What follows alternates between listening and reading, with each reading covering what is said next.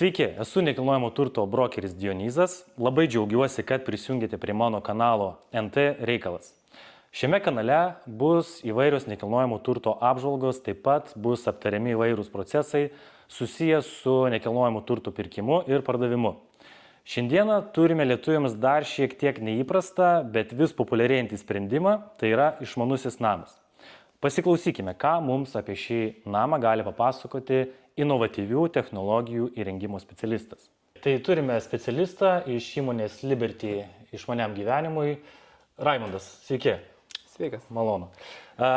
Kaip ir kalbėjome, kas yra tas išmanus namas? Paprastam lietuviškam žmogui, kuris dar bijo technologijų arba jomis domisi, nori įsivažiuoti, kas yra išmanusis namas?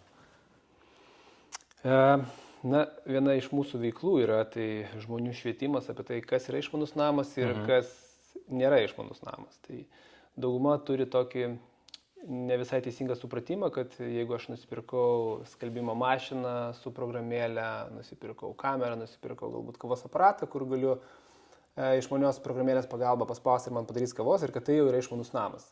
Tai išmanus namas, mūsų supratimu, galbūt nėra tokio labai tikslaus apibrėžimo. Išmanus namas tai yra daiktas, kuris mato, ką daro visi esantys namuose inžineriniai įrengimai. Ir tas centrinis daiktas leidžia visiems inžineriniams įrengimams dirbti išvien. Tai galbūt formuluotė skamba šiek tiek sudėtingai, bet viskas yra kiek paprasčiau. Tai galiu papasakoti, kaip tas atrodo gyvenimas išmaniam name, kai tos visos technologijos susijungia į vieną tą daiktą ir ką mes galim padaryti. Be abejo, taip. Tai pirmas dalykas, kai jūs grįžtate namo, išmanus namas žino, kai jūs atidarote kiemo vartus.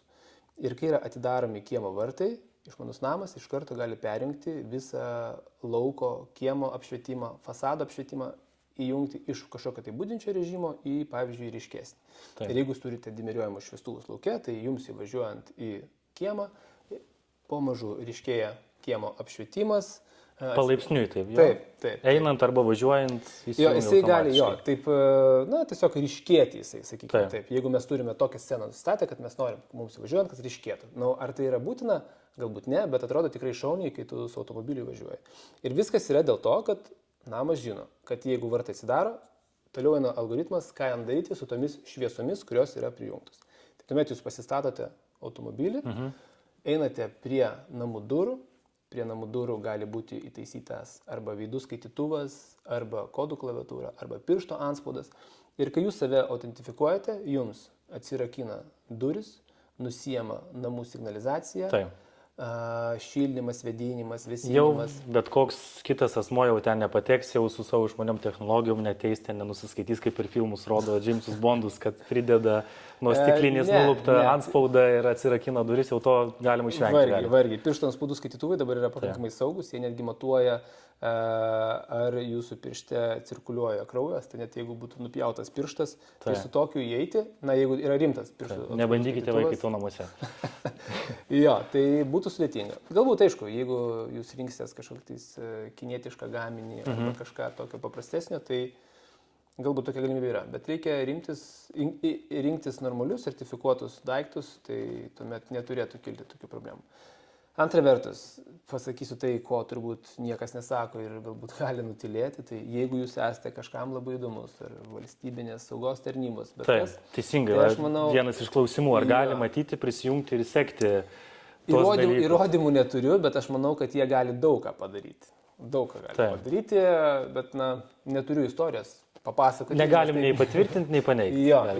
Bet sakykime taip, kad su tom technologijom yra toksai dalykas. Bet iš esmės normaliai išmanaus namo įranga ir gamintas, jie visada atnaujina savo programinę įrangą, jie stebi, kokie yra vulnerabilities, yra daromi penetration testai ir pagal tai yra pastoviai atnaujinama išmanaus namo įranga. Kas kiek laiko yra numatytas periodas, per kiek laiko? Priklauso nuo gamintojo, kas kiek laiko atnaujinimai yra. Tai dažniausiai, jeigu būna kritiniai atnaujinimai ir jis būna aptiktas, tai jisai išleidžiamas iš karto, dieną, dvi. Tai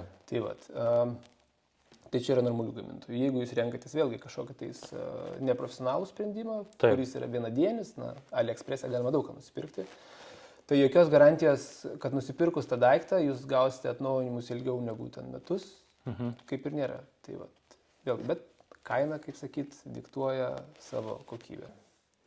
Taip, tai iš esmės planšetė ar telefonas ar jungtukas gali labai patogiai valdyti apšvietimą. Tai galime mes jungtukų keisti scenas, tai vat keičiasi visa kambario konfiguracija su kiekvienu paspaudimu.